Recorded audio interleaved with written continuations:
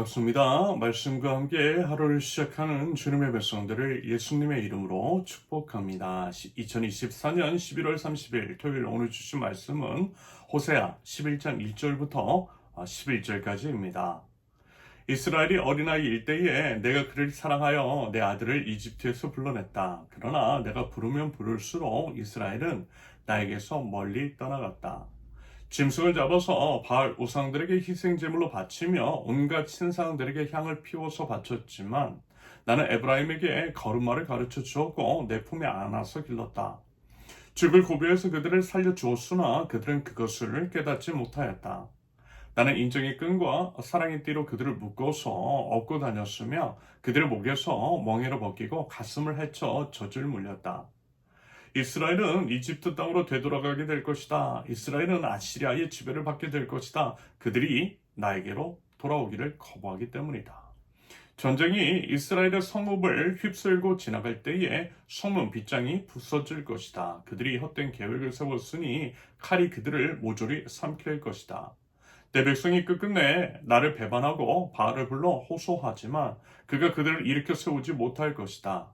에브라임아, 내가 어찌 너를 버리겠느냐? 이스라엘아, 내가 어찌 너를 원수의 손에 넘기겠느냐? 내가 어찌 너를 아드마처럼 버리며 내가 어찌 너를 스보임처럼 만들겠느냐?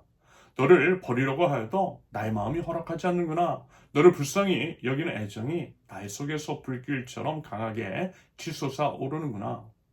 아무리 화가 나도 화나는 대로 할 수 없구나. 내가 다시는 에브라임을 멸망시키지 않겠다. 나 하나님이요 사람이 아니다. 나는 너희 가운데 있는 거룩한 하나님이다.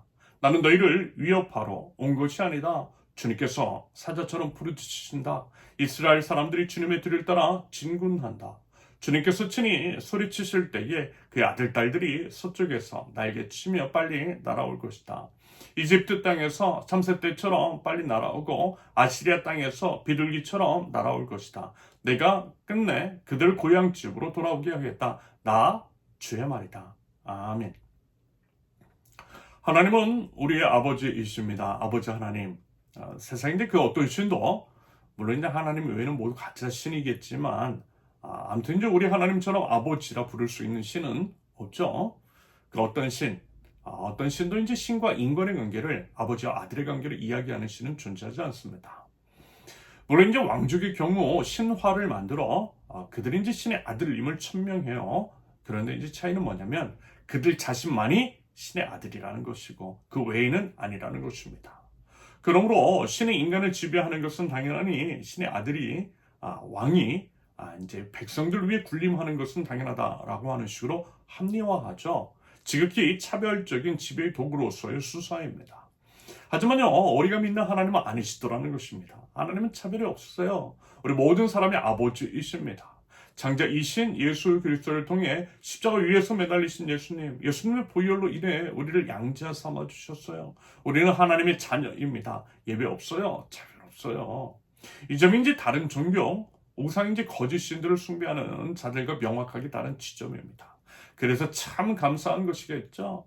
자격 없는 자들에게도 자녀가 되는 특권을 주셨기 때문입니다. 이걸 은혜라고 하는 것이고 은혜의 보급이라는 거예요. 그 은혜를 아는 자라면 마땅한 삶의 반응을 하나님께 올려드려야만 할 것입니다. 우리의 모든 사랑 오직 우리 아버지 하나님께 오직 하나님만 사랑하는 것을 통해서 말입니다. 한편 아버지와 이제 자녀라고 하는 이미지는 우리에게 이제 참 많은 것들을 시사합니다. 하나님은 육적인 것을 통해 영적인 것을 설명해 주세요. 보이는 것을 통해 보이지 않는 세상의 원리를 가르쳐 주십니다. 지금 만나고 만지고 경험할 수 있는 인간 부모를 통해 영이신 하나님을 아버지 하나님을 짐작하게 하세요. 여러분 어떻습니까? 물론 이것은 철이 좀 들어야만 부모가 이제 되어야만 알고 또 깨달을 수 있는 부분일 것도 같은데요. 그게 뭐냐면 이런 것입니다. 부모의 마음, 자녀에 대한 이제 부모의 심정. 비록 회초리를 들지만 어때요? 부모 마음이 더 아파요. 자식이 회초리를 맞고 아파하는 것보다 훨씬 더 많은 아픔을 부모는 느껴요. 가슴이 찢어지는 것 같아요. 나 몰래 눈물도 많이 흘려요. 이게 부모고 정상적인 부모의 마음입니다. 이건요, 부모가 되어보면, 정말 이제 부모가 되어보면 알게 되고요. 제가 이제 지금 드리는 말씀이 무엇인지를 부모님들은 다 알 것입니다. 그런데 하나님의 우리를 향한 그 마음이 그러시더라는 거죠.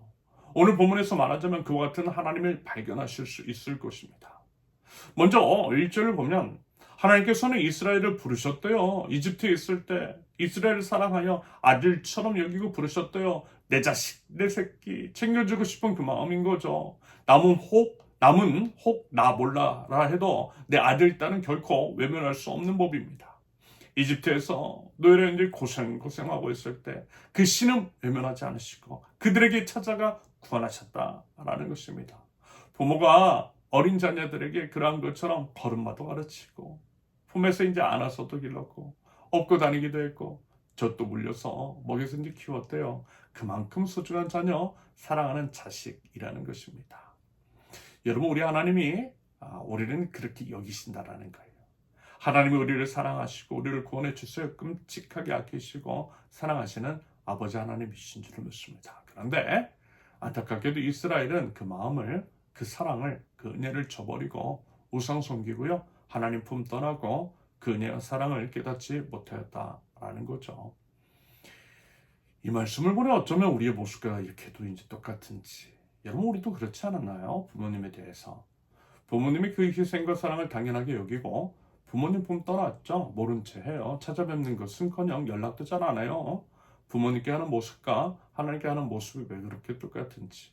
우리 모습이 너무나 부끄러운 것 같습니다. 그러면서 이제 집 나간 탕자, 둘째 아들의 이야기가 생각이 나요. 집 떠난 그 아들 고생하잖아요. 똑같다라는 것입니다. 집 나가면 개고생입니다.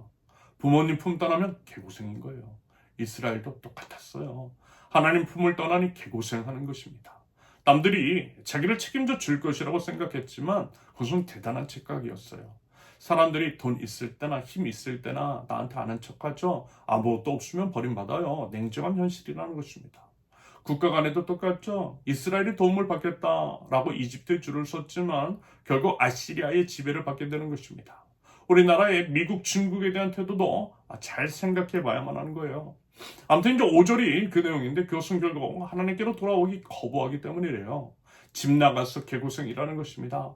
바꿔 말하면 집을 나가지 않았다면 아버지 하나님 품에 계속 있었다면 당하지 않았을 일을 당했다라는 거죠.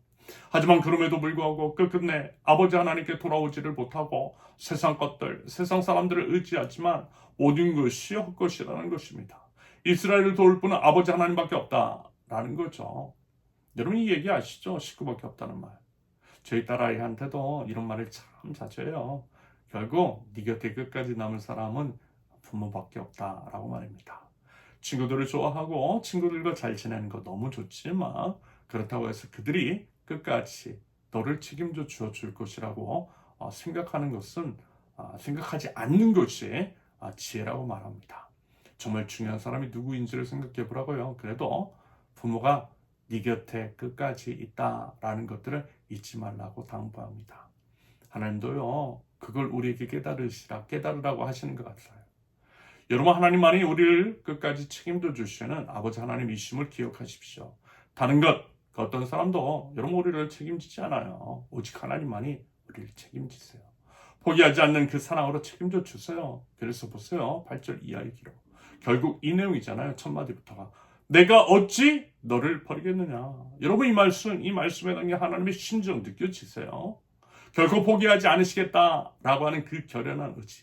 그 안에 담긴 우리를 향한 사랑, 내가 아파하는 것보다 더 아파하시는 아버지 하나님. 그 마음을 아실 수 있기를 바랍니다. 하나님의 그 애절한 사랑을 좀 아실 수 있기를 바라요. 설령 하나님께서 진노하신다 할지라도 그건 하나님의 본심이 아니라고 했잖아요. 회초리를 때리는 부모 마음이 더 아프고요. 회초리를 때리는 것이 아니라 죄에서 돌이키고 사람답게 사는 것이 부모의 마음이라는 거죠. 여러분 이 말씀 11절 내가 끝내 그들을 고향집으로 돌아오게 하겠다. 어떻게 해서든 회복시켜 주시겠다라는 아버지 하나님의 마음 그 결연한 의지를 엿볼 수 있는 대목입니다. 여러분 그 하나님 아세요? 그 마음이 뭔지를 아시겠어요? 부디 꼭 아실 수 있기를 바랍니다. 나를 가장 아끼시는 주님, 나를 생명처럼 사랑하시는 하나님, 그 하나님을 기억하고 그 하나님께로 돌아오고 그 하나님께만 합당한 반응, 정결한 사랑을 돌려드릴 줄 아는 하나님 나라의 백성들 저와 여러분들이 있을 수 있기를 예수님의 이름으로 축원합니다. 함께 기도합니다. 저희를 가장 아끼시고 사랑하신 아버지 하나님, 그 사랑과 의지를 깨닫게 하시고 잊지 않게 하시며 아버지 하나님의 품 안에 영원히 거하게 하옵소서. 저희 마땅한 삶으로 하나님께 바른 반응이 있게 하시며 오직 주님만을 바라보며 살아가되 설령 잠시 주님을 떠나 있을 때라도 언제나 포기함 없는 사랑으로 저희를 기다리시는 우리 하나님 아버지께로 돌아올 수 있는 그 마음과 믿음을 하나님 저희들에게 허락하여 주시옵소서. 주님만을 사랑하고 주님만을 바라보며 주님만을 예배하는 하나님 나라 백성들, 자녀된 저희 될 수 있도록 우리 주님 인도하여 주시옵소서. 예수님의 이름으로 기도합니다. 아멘. 하나님께서 오늘 주신 말씀과 각자의 기도 제목을 놓고 우리 잠시 기도합니다.